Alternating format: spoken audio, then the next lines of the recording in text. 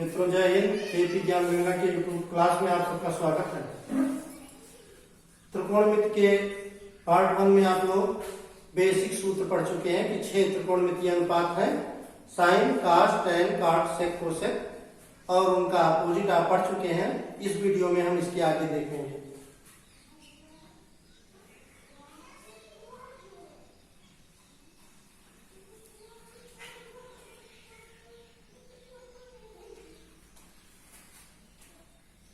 ये हमारा कोई समकोण त्रिभुज है, ऊपर का कोण ये, कोण भी समकोण है यानी 90 अंश है। ये एबीसी त्रिभुज आपके सामने बना हुआ है जिसका कोण भी समकोण है। अगर किसी त्रिभुज का कोई कोण समकोण होता है, 90 अंश होता है, तो इस पूरे त्रिभुज को समकोण त्रिभुज कहते हैं।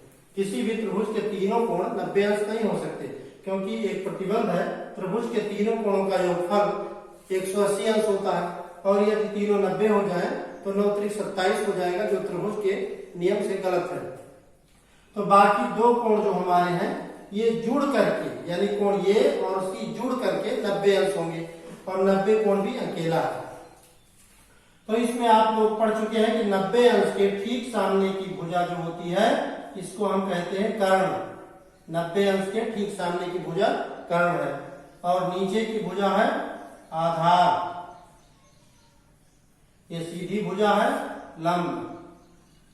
इस प्रकार समकोण त्रिभुज में 3 भुजाएं होती हैं, लंब, आधार और कर्ण।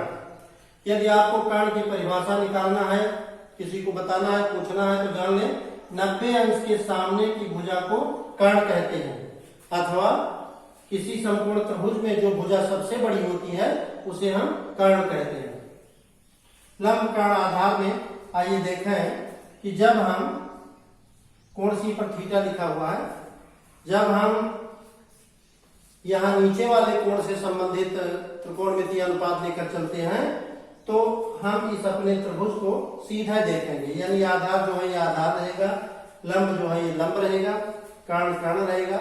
लेकिन यदि हम ऊपर के कोण का नाम लेकर चलते हैं, यहाँ थीटा अगर लिख देते हैं, यहाँ मिटा देते हैं, तो यहाँ के लिए इस छोटे वाले कोण के जो सामने की भुजा है ये लंब कही जाती है, और दूसरी भुजा आधार। कर्ण नहीं बदलता है, कर्ण वही रहता है। तो आइए देखें, यदि हमें निकालना है साइन सी, साइन सी निकालना है, सी यहां लिखा हुआ है, तो साइन का सूत्र है लंब बटा कर्ण, और इसमें यदि नीचे वाले कोण का नाम है तो लंब हम क्या मानेंगे, नीचे वाले कोण के सामने की भुजा लंब मानेंगे, यानी ये हो गया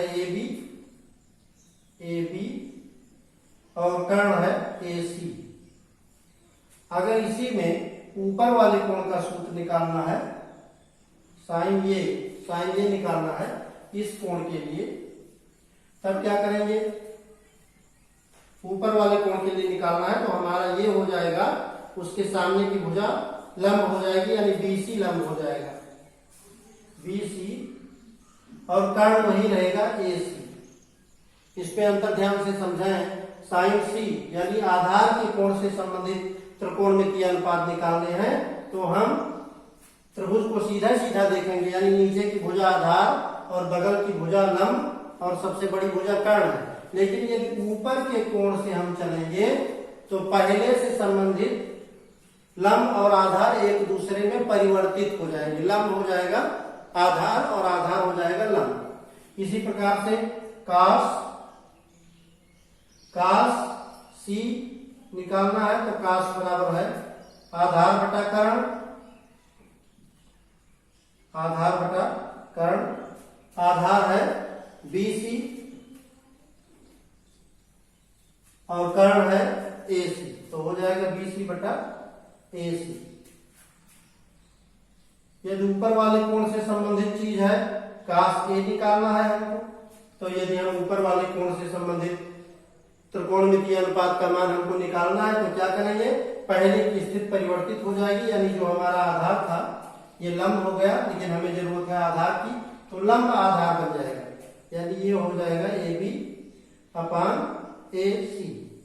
यह अंतर बहुत आवश्यक है समझना।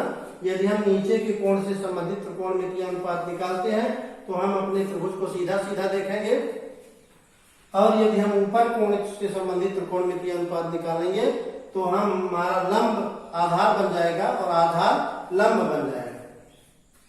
तीसरे पर आइए, tan C निकालना है, तो tan बराबर होता है लंब बटा आधार। लंब है AB और आधार है BC। यदि हम ऊपर से संबंधित कोण का tan निकालेंगे, यानी यदि हम tan A निकालेंगे, ये ऊपर का कोण है tan A, तो ये हो जाएगा लंब बटा आधार, वही सूत्र रहेगा, लेकिन ये हो जाएगा AB अपान B,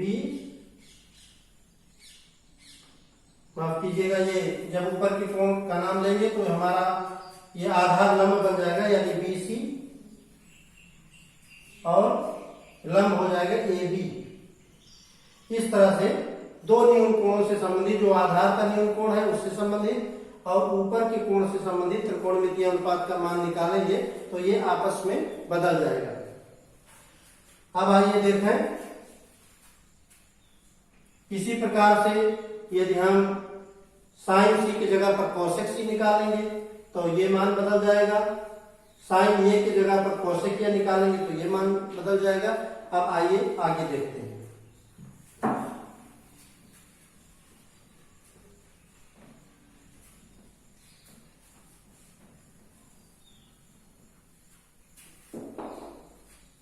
ये जो आप त्रिभुज देख रहे हैं, इस त्रिभुज में आप A, B, C ये नाम आपस में बदल भी सकते हैं। मान लो हमने यहाँ ये लिख दिया और यहाँ C लिख दिया, तब उसी हिसाब से ये सूत्र का नाम यानी AB, BC, C ये जो है ये बदल सकता है। अब आइए देखते हैं कि पहला त्रिकोणमितीय अनुपात है साइन, और अंतिम त्रिकोणमितीय अनुपात है cosec. Sign theta into cosec theta, यानी विपरीत त्रिकोणमितीय अनुपातों का गुणनफल क्या होता है। तो साइन थीटा बराबर है लंब बटा कर्ण, या चित्र के अनुसार देखें, ये हम जो ABC है इसको बदल सकते हैं। मान लो हम यहाँ लिख देते हैं A, ये B है, ये C है, कोई भी नाम बदलेंगे तो लंब कर्ण आधार की स्थिति के अनुसार वही कहेंगे। जैसे हम अपने बच्चे का नाम पप्पू रख देते हैं तो पप्पू कहकर बुलाते हैं, केशव, सुरेश, दिनेश रख देते हैं, राजू रख देते हैं तो वो कहकर बुलाते हैं। तो साइन थीटा और कोसेक थीटा। अब देखिए, साइन का मतलब है लंब बटा कर्ण, यानी AB अपान AC, और दूसरा कोसेक का मतलब है कर्ण अपान लंब, यानी गुणे कर्ण है AC और लंब है AB। अब देखते हैं कि AB कट गया, AC कट गया, अंश और हर सब कट गया, तो उसका उत्तर माना जाता है 1। यानी ये हमारा सूत्र बन गया कि sign theta into cosec theta equals 1। ये सूत्र है sign theta into cosec theta equals 1। त्रिकोणमितीय अनुपात ये दोनों है, 6 त्रिकोणमितीय अनुपात है, sine cos, tan cot, sec cosec. तो साइन और कोसेक का गुणनफल 1 होता है, ये आपको याद रखना है, ये सूत्र बन गया।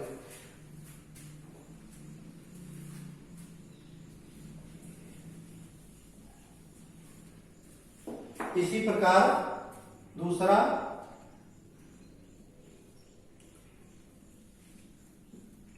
Tan theta into cot theta. मान लो टैन है, पुराने सूत्र से लाल बटा कक्का से आप लिखें तो भी लंब बटा कर्ण, और ये है कर्ण बटा लंब, इसमें कर्ण कर्ण कट गया, लंब लंब कट गया, 1 बचा।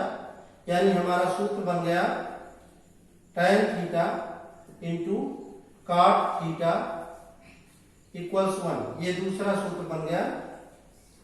अपोजिट त्रिकोणमितीय अनुपातों से संबंधित पहला बना था साइन इंटू कोसेक इक्वल्स 1, और दूसरा बना tan theta into cot theta equals 1। अब इसके आगे तीसरे सूत्र पर 6 त्रिकोणमितीय अनुपातों में 3 जोड़े हैं, और 3 जोड़ों में प्रत्येक त्रिकोणमितीय अनुपात अपने विपरीत त्रिकोणमितीय अनुपात के गुणनफल में 1 हो जाता है। cos into sec। cos है कर्ण बटा आधार और sec है आधार बटा कर्ण। तो ये कर्ण कर्ण कट गया, आधार आधार कट गया, 1 होता है। यानी हमारा सूत्र बन गया cos theta into sec theta equals 1। ये 3 सूत्र आपके बन गए। साइन इंटू कोसेक इक्वल्स 1, दूसरा बना cos इंटू सेक इक्वल्स 1 और फिर एक बना tan इंटू cot इक्वल्स 1। इसके आगे चलते हैं।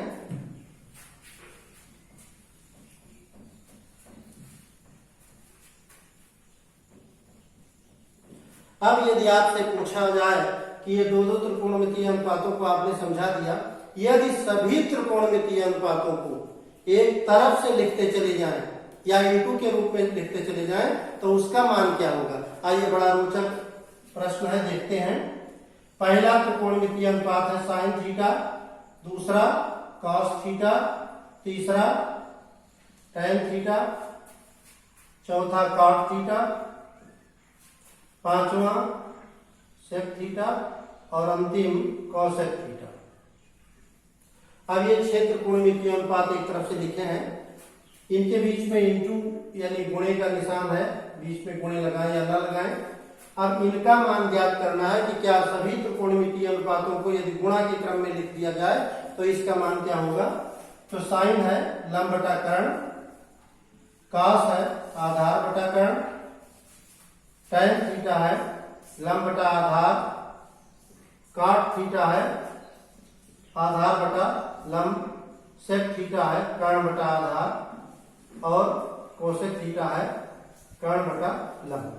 ये सब आप त्रिकोणमिति के पार्ट 1 में पढ़ चुके हैं, आप सूत्र की जानकारी रखते हैं। तो अब आइए देखिए क्या होता है। अंश को उसके समान हर से काट देते हैं, लंब लंब कट गया, यहाँ कर्ण है, ऊपर कर्ण है, कट गया, फिर एक बार कर्ण है, ये ऊपर का कर्ण कट गया, यल से कट गया, ए से कट गया और फिर ये से कट गया। ये सभी ऊपर नीचे यक्कम कट गए, यानी ये जब अंश और हर सब एक एक हो तो उसका मान 1 होता है। तो अब ये हमको एक सूत्र मिल गया कि सभी त्रिकोणमितीय अनुपात अगर यदि आपस में गुणा किया जाए, इंटू के रूप में लिखे जाए तो उनका मान 1 होता है। यानी हमें सूत्र मिल गया sine theta into cos theta into tan theta into cot theta into sec theta into cosec theta equals 1। ये सूत्र है, बड़ा महत्वपूर्ण सूत्र है। साइन का सूत्र है लंब बटा कर्ण, आप पहले पढ़े हैं, कॉस आधार बटा कर्ण, टैन लंब बटा आधार, इनके सबके अपोजिट इनके साथ है और इन सब का गुणनफल 1 होता है।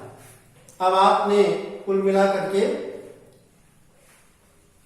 लगभग 14-15 सूत्र पार्ट 1 और इसको मिलाकर के आपने अध्ययन किया। अब हम चलते हैं संयुक्त सूत्रों की ओर, स्क्वायर वाले सूत्रों की ओर।